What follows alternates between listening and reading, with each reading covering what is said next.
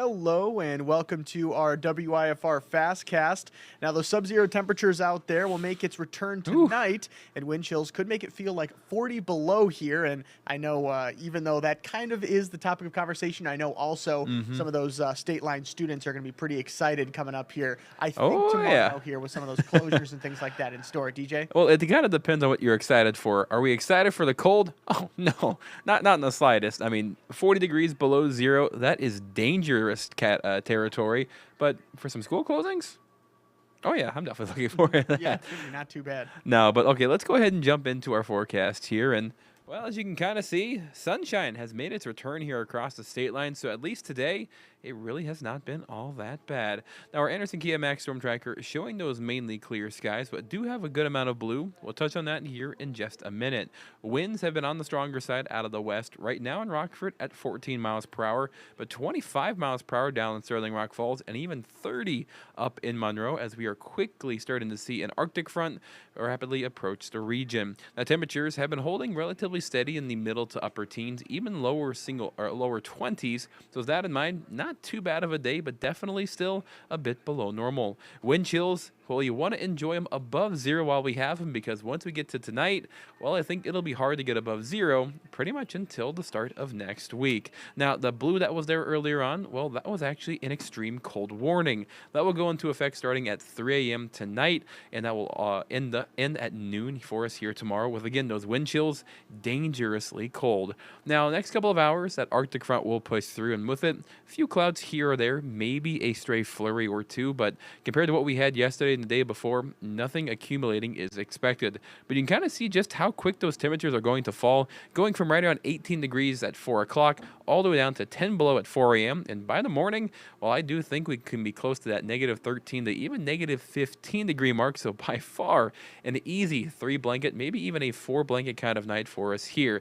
Now, wind chills are going to be downright frigid. Again, close to 35 to 40 degrees below zero. And once we get to that level, frostbite becomes a major concern, as we can see frostbite develop on any exposed skin in as few as 10 minutes. So with that in mind, a few safety tips you want to basically kind of abide by here for us tomorrow. If you can stay inside, that is the best place to be, because inside is warm, outside not so much. And if you all do have to be outdoors, try to reduce the amount of time out there. And of course, you really want to stay dry, because when you get wet, well, that is when you see a lot of warmth really leave your body quickly, as moisture can absorb and reduce heat by about 20% compared to that of just straight winds and air.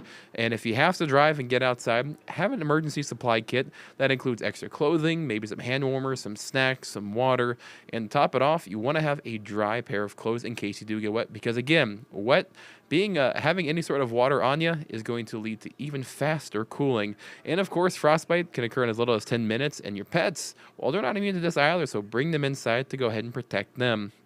And as we get towards Friday afternoon, not really seeing much relief from the bitter cold. Wind chills will still be close to 25 to 30 degrees below zero. And even as we get into Saturday, maybe some slight relief, but by the morning hours, still looking to be in the negatives. And even by about 4 o'clock, winds should start to lighten up a little bit. So wind chills could potentially be right around that 0 degree mark, but the extended forecast, not as promising. Still looking to be well into the teens, even 20 degrees below zero, and maybe even close to 30 as we get into our Monday morning. So the cold, sadly, is here for quite some time. Now, I do also want to mention that in recent model trends, we have been seeing a bit of an uptick when it comes to our snow chances for our Saturday. They still are on the lower end, but that big system that's giving pretty much the south and even eastern portion of the United States a ton of snow and ice here over the next couple days, well, that has been on a slow trend upward and more toward the north. So for us, I do think maybe our southern counties have a little bit of a chance to get some very light and very fluffy snow as we get towards Saturday evening and overnight. But for most of us, I do think we'll stay dry, giving it maybe a 40% chance or so. But this is definitely something we'll be keeping a close eye on over the next day or two, because again, those models have been on a slow upward trend. Of course, as we get more information and of course those models update, we'll be the first ones to let you guys know. You can download our WIFR First Alert Weather app. That way you can kind of stay up to date with what you need to know about the forecast, and we can get you any information as quick as possible. Now, Jake, I have you to come back on in here, but yeah, needless to say, it is going to be downright frigid. Yeah, it's absolutely. I mean, certainly the coldest I feel like it's probably been in what feels like probably a decade at this point. Well, not so fast. In 2019, we had the coldest day in Rockford history. I believe it was negative 31 or negative 32 degrees. So, not getting that cold air temperature wise, but it'll feel colder than that air temperature. So, yeah, but yeah, this is definitely going to be really, really cold. Yeah, and even though DJ gets to come and he gets to talk about all the sad, disappointing, and cold stuff, whereas I get to come by and I get to talk about some of the fun stuff relating to the cold here. So let's turn over to our school closures as well as just facility closures in general here.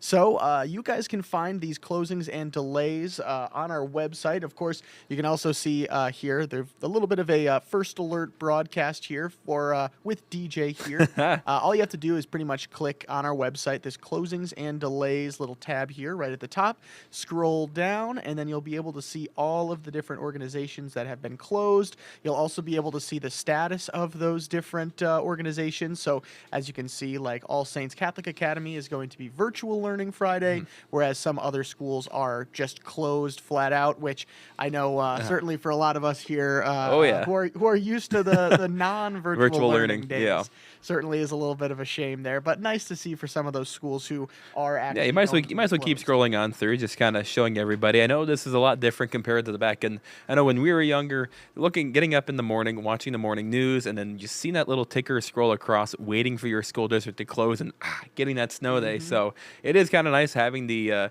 maybe the upfront warning about when your school is closing. But yeah, for those doing virtual learning, I feel bad for you. I guess wish we did snow days again. Yeah, absolutely. And then obviously another big name here that we want to bring you guys to, Rockford Public Schools. They are going to be closed here on our Friday, and all activities have been canceled as well. And some of those other closures include Clinton, Durand, Genoa, Kingston, and Parkview. You can see right below Rockford Public Schools right there. Rockford University will be holding classes online, and the Rock River Valley Pantry in Rockton will actually also be closed. And once again, you can find the full list of schools on our website at WIFR.com. Again, all you have to do is just go to our website and hit this little tab right here that says closings and delays. But in terms of the cold here, DJ, I mean, certainly when it comes to these cold days, I mean, it's a little bit of a shame to see that schools are still kind of technically going on. Yeah, I mean, it definitely is. I mean, there's just something so much fun about a snow day, but being off because of the cold is a lot different than it being a snow day, because at least snow day, hey, go outside, go sledding. Cold on the other hand, yeah, it's just dangerous to be outside, and, well, that's easily the case for us tomorrow. Yeah, absolutely. And then, of course, several school districts like Christian Life say the decision to close tomorrow is based on how leaders place what is best for most families and their overall safety. One factor is looking at how safe the morning commute is and determining if it's better to keep families at home. Oregon officials say wind chills below 30, intense snow and ice reaches the threshold to cancel school. WIFR's Alyssa Kelly speaks with school leaders on why these decisions are challenging but necessary. There's no perfect science to it. It is among the least favorite part of my job. I mean, it's right up there with terminating people is like 1, then expelling kids 2, and then snow day decisions 3. So it's not a fun decision to go through. And if you end up getting stuck on the road during these dangerous temperatures, the Illinois Tollway will have around-the-clock weather road patrols to help you. Crews will help vehicles with flat tires, any help with dead batteries, overheated radiators, or empty fuel tanks.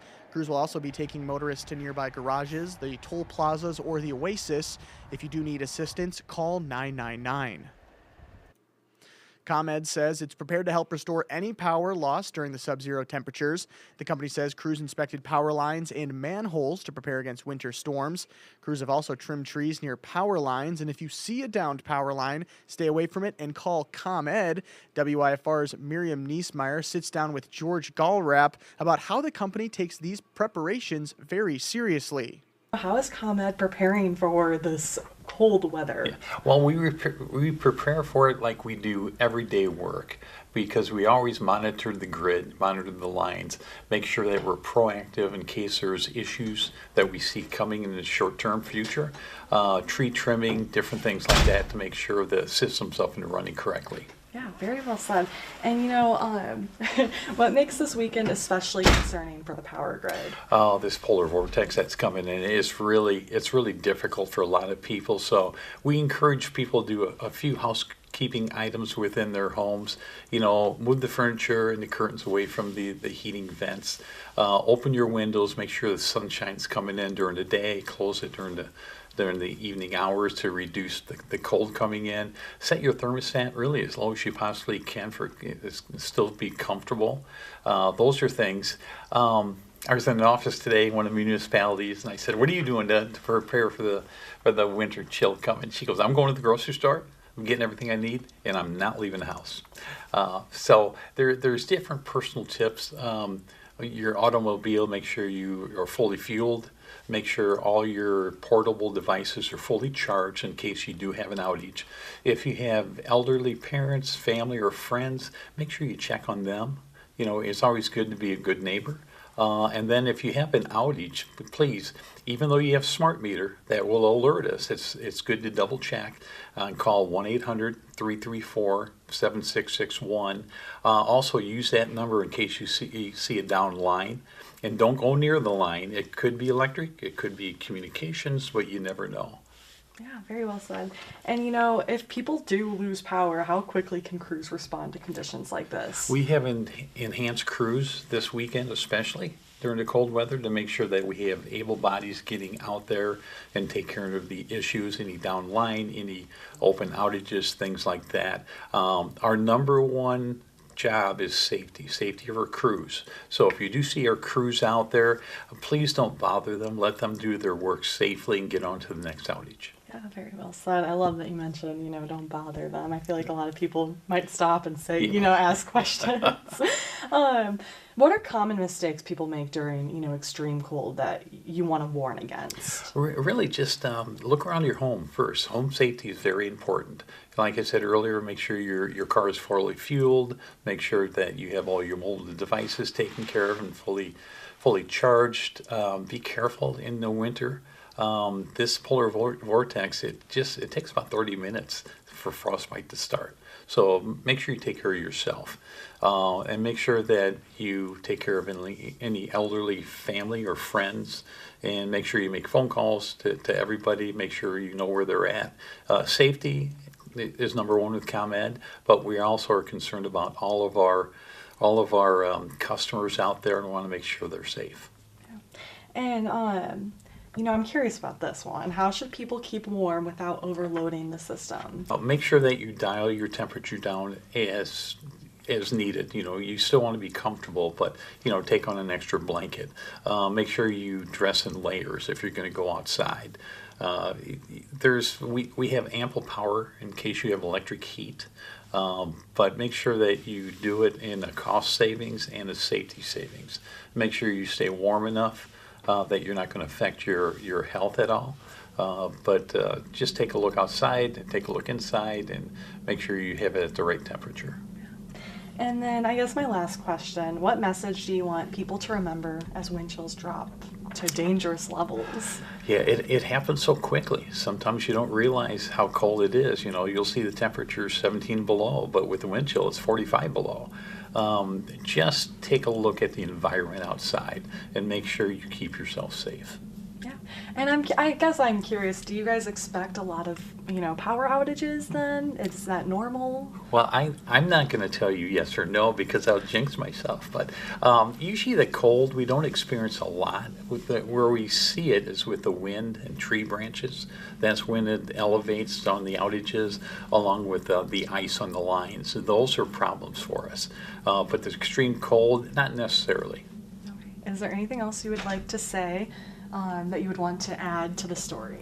Just remember, if in doubt, call us out. So dial 1-800-334-7661. And ahead of Friday's winter blast, several buildings across Winnebago and Boone counties will be open to provide warmth.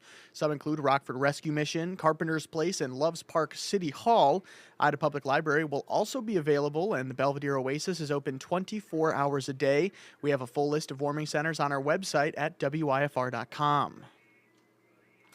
Jacinto Ramon Albaran Tovar, the man accused of attacking and sexually assaulting a woman last year, is expected to appear in court Thursday. According to court records, the woman was running on the Rock River bike path when the suspect came up to her several times to show her something on his phone. Albaran Tovar is accused of grabbing her and forcing her off the path near some bushes. The woman tried to fight him off and claims the suspect caused one of her teeth to be knocked out. WIFR's Daniel Burbank was in the courtroom and will have the full details at 4:30. A Rockford man will appear in an Ogle County courtroom accused of being involved in a rollover crash with a child while drunk. 31-year-old Austin Ryan faces several charges, including DUI, aggravated driving while license revoked, and child endangerment. Deputies were sent around 4:30 Tuesday to the 6,000 block of North Mulford Road in Monroe Center. Investigators believe Ryan was driving when he went off the road, entered a field, and flipped over. Ryan and the child were then taken to the hospital with non-life-threatening injuries.